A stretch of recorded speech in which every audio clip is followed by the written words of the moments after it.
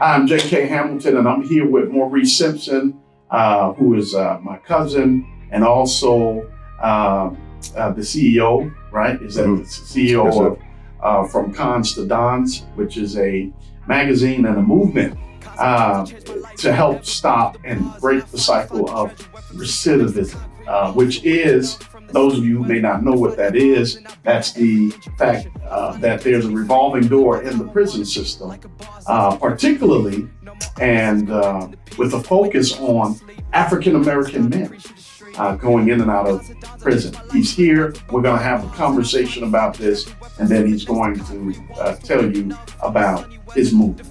Malik Simpson, how's it going? What are your thoughts on recidivism? Well, first I want to say thank you. I'm glad to be here doing this interview with you and to talk about this very serious topic. My take on recidivism is scary. It is scary. You understand? The revolving door, it is scary because it's active and it is real and it's designed that way. You understand? It's created and established that way so that black males in particular, black and brown in particular, go out and come back and reoffend. There's a statistic that says 3 out of 5 that come home, right, within 6 months to a year, they reoffend. Violent felony offenders and non-violent felony offenders. 6 months to a year. Within 6 months to a year, 2 years tops, 2 years tops, that they will reoffend. That's why you may see in a movie when a guy is going home from prison, the guard will say, "I'll see you later, you'll be back." That's scripted, but it's a reality. Right. It is a reality.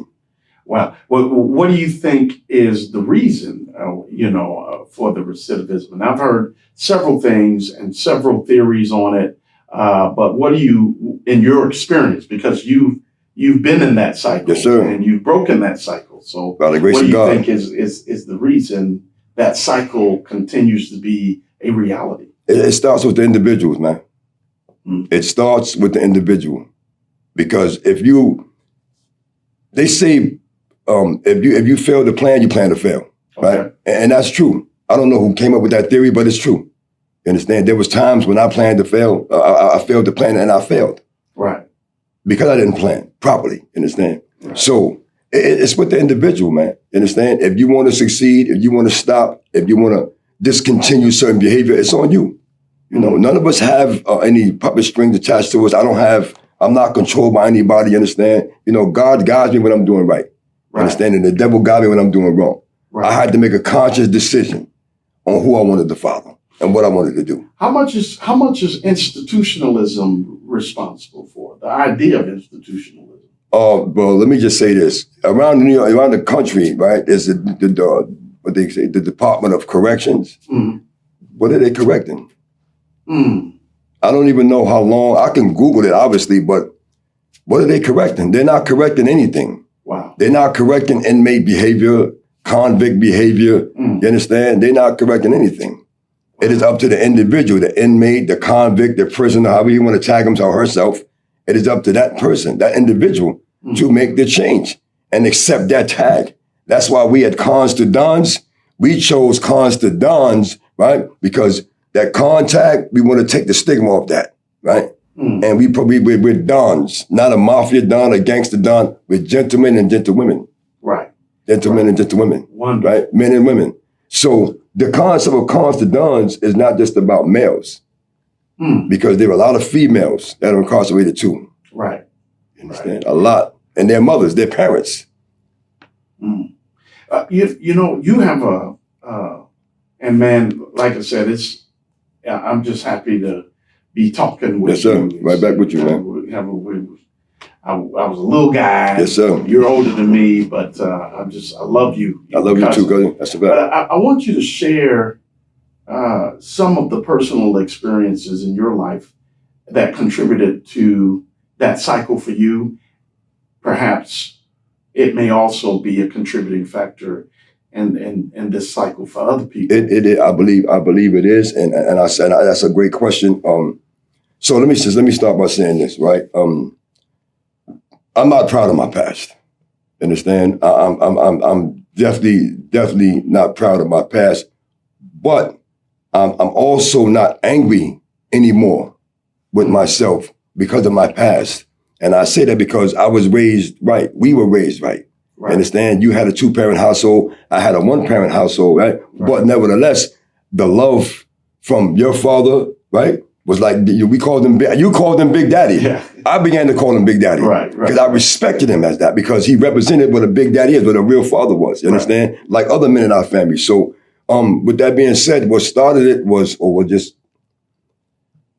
when I was 9, my mom came to me. We was in Flatbush, Brooklyn.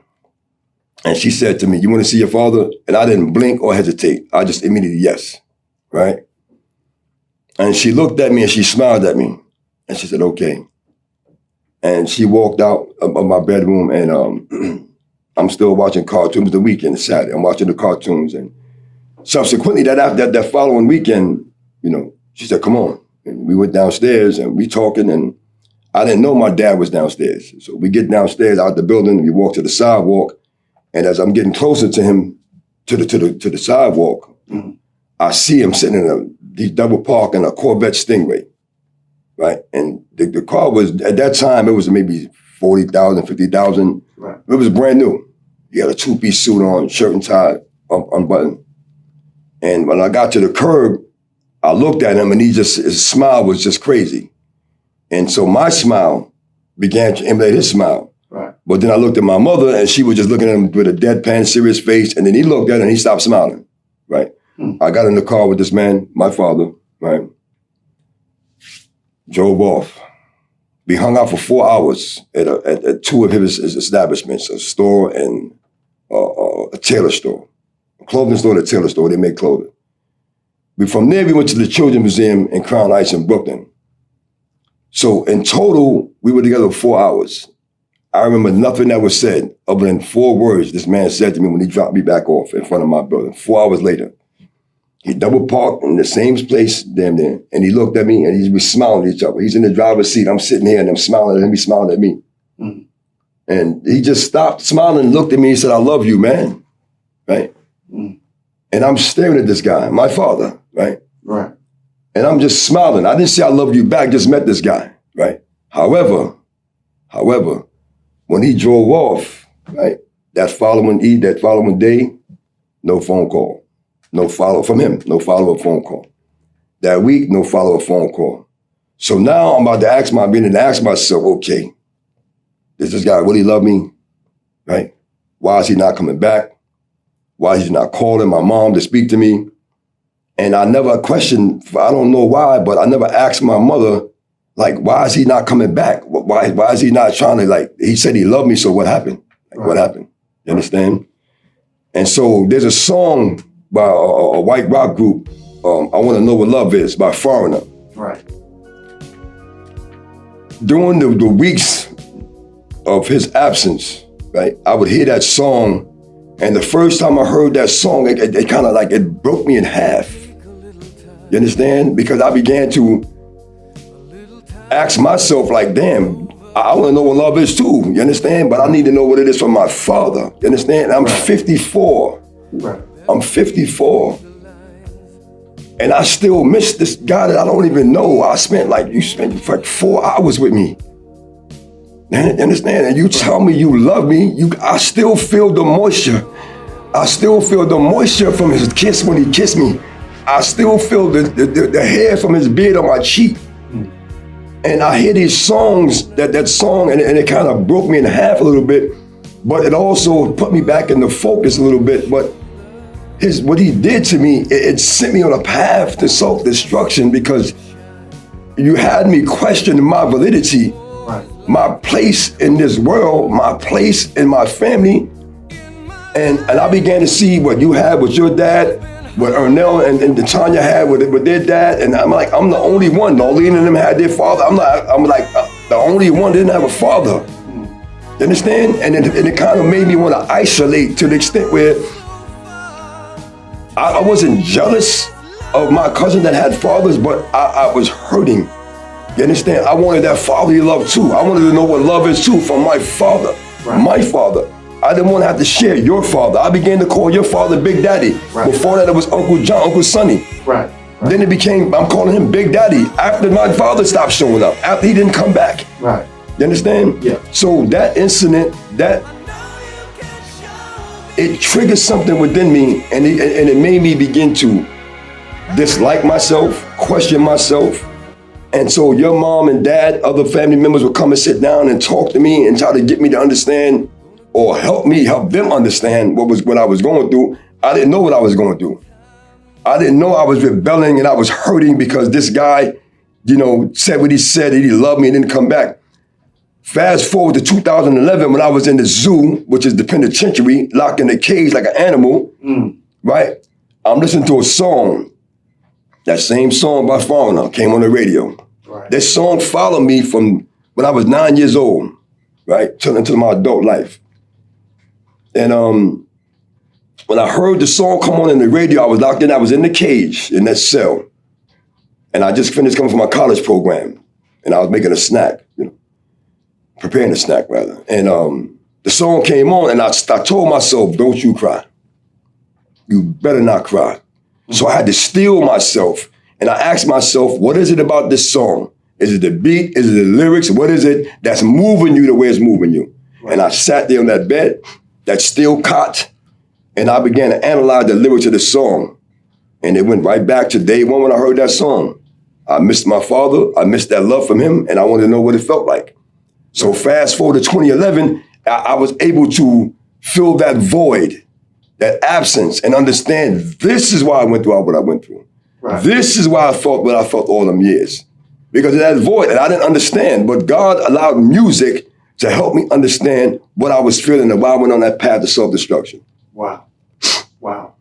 And I noticed that it still affects you even now at 54 years old. I miss him, man. You understand? Like, I miss what I spent 4 hours with him that I can remember. I don't remember seeing him when I was a toddler, a baby infant. I don't have those memories. I don't remember that. If he was there, I don't know. You understand? So do you think there are other guys who go through the revolving door of the absolutely correctional department, who have similar situations, fatherhood being the root cause or the lack of fatherhood? Well, I don't want to say it's predominantly because of lack of fathers being there and positive fathers. Because your father can be there, and if he's a deadbeat, he's just not there. Period. Right. You understand? Right. But I was incarcerated with men who their mom and dad were married, great parents. You understand? Right. Choices were made by these individuals to do what they did that led them to prison. Right. Subsequently, there are also guys I met in there who were innocent for murder, robbery, burglary, weapons possession. These people were innocent. Right. They were found guilty at trial, you understand? But later on, when they appealed their sentence 15, 20 years later, they were found to be not guilty and they were exonerated. Right. Understand? So I really do believe that, fathers are absolutely necessary. Absolutely. Absolutely. But you have to be effective. Right. Just being there is ineffective. Right. You understand? Your dad was there 24/7. Right. Very effective. Right. Some of his teachings I'm applying them now. Right. You understand? Because he just recently gave them to me. Right. You understand? Big Daddy. Big Daddy. That's right. So with that being said, I don't want to disregard and disrespect, those parents that struggle to raise, sons to be men. It's an individual choice, man. Like, it's a choice to stop recidivism, to stop the in and out, to stop the crime, to stop the this, stop the that. It's a choice, man. Right. For some, it's easy, and for others, it's hard. I want to ask, what do you say to the families? Because, of course, from Cons2Dons has a focus primarily on those who have been in the system and coming out of prison. But what do you say to the families of that? Because it's all systemic, family system. Yes, sir. Well, through the magazine and the website, by the grace of God, we're going to also work with the families as well. You understand? And particularly the mothers of these incarcerated men who have children. You understand? Because what we want to do, we want to bridge the gap, right, so to speak, with prison visits. You understand? Mm-hmm. So in order to do that, we have to reestablish a connection with the mother and incarcerated father. You understand? Of the children. You understand? So you said we'll bridge the gap with prison visits. Can you elaborate on that? If the mother is not bringing the child to see the father, we want to close that gap. as opposed to widening the gap, because the longer he's in there or she's in there, the wider that gap goes, and the more the child suffers, and the more the father suffers. I mean, all my years when I was in prison, I suffered every day. I had visits from family, my children. I got packages, I got mail. I made the phone calls, collect. You know, they paid for, but I suffered every day. Right. You know, every day. My visits photos, if you look at my visit, even my college graduation photo, I didn't smile. I had 11 professors, and they said, smile.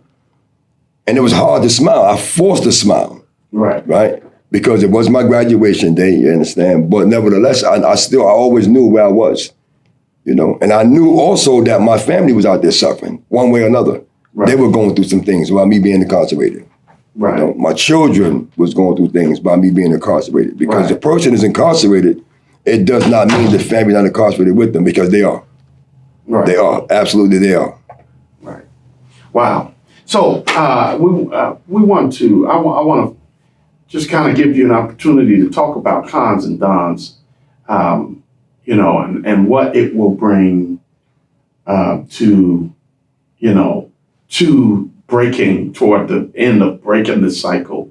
What exactly does it all involve from Cons to Dons? I want to make sure I say from Cons to Dons and not Cons and Dons. You know, what does it all involve? What would you want people to know about it? Well, first and foremost, is to break the cycle of recidivism with the inmates in prison, male and female, okay? So each magazine, each subscription that we put out, it's we're highlighting individuals who were incarcerated, who've come home from prison, who was once upon a time a con, now you're a don. And a don, like I said earlier, is a gentleman, understand, and a lady. Right. That's the concept of Cons2Dons. You were a con, now you're a gentleman or a lady, and you're conducting yourself as such. So it emphasizes, there's an emphasis on women. Oh, for sure, the women are included. Yes, sir. As well. Cons2Don, that Don title is not just for males in our organization. Right. It's for gentlemen. It's making you a gentleman, going from a con to a gentleman, from a con to a lady. Right.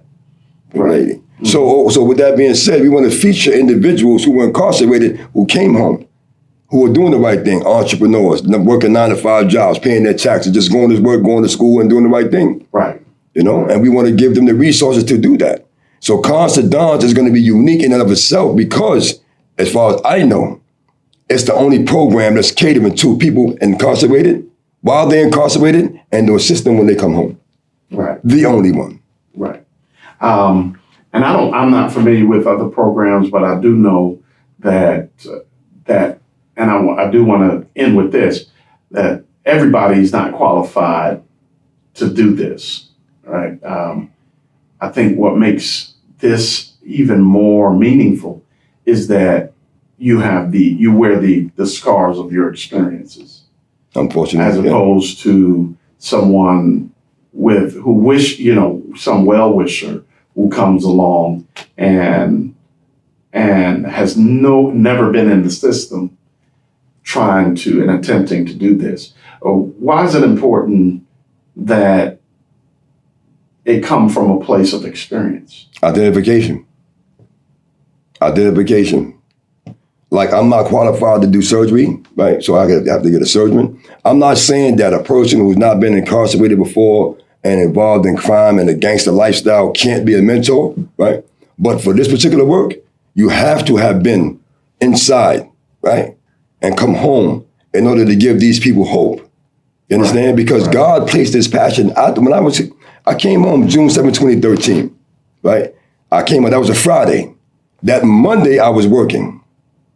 That Monday. I came home Friday, that Monday I was working, doing maintenance work, right? I began to also dabble in construction, but God placed this in my heart, right, to do youth work.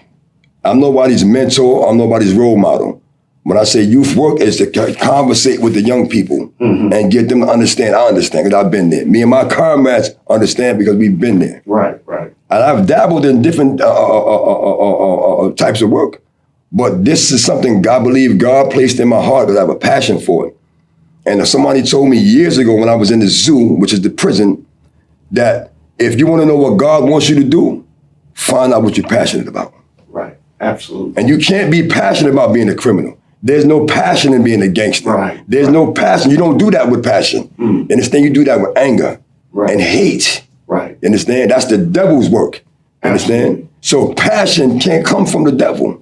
He doesn't have compassion. He doesn't have passion. Mm. So when I heard that, it just stayed in my mind. And as the years began to progress, it began to reverberate. And I'm like, wow. So this is the reason why I was able to do this for so many years for free, not charging $1, not caring about $1. Right. I just wanted the message to be delivered, and I wanted it felt. That's it. Bless God. Bless God. My goodness. How do people find out? Where do they go? Well, we on Cons2Dons is on YouTube. It's on the website is Cons2Dons.com. We're on Twitter, Cons2Dons. You can contact me on Facebook, Malik Simpson. On Twitter, The Real Malik 718. And through family and friends. Okay. And all of that information should be on the screen. I want to thank you. Yes, sir. Thank you as well. For being courageous enough to share your testimony, and even more courageous to make your testimony a ministry to help those who are coming from or are presently in where you've been. Thank you. Thank you so much.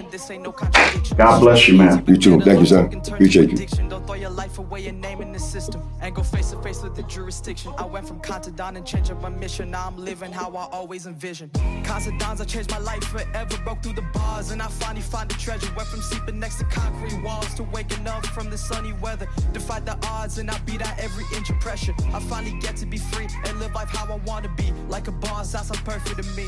No more officers correcting the peace or waking me from a sleep. I'm a Don, it's time to preach to the streets. Yeah. Cons2Dons, I changed my life forever. Broke through the bars and I finally find it.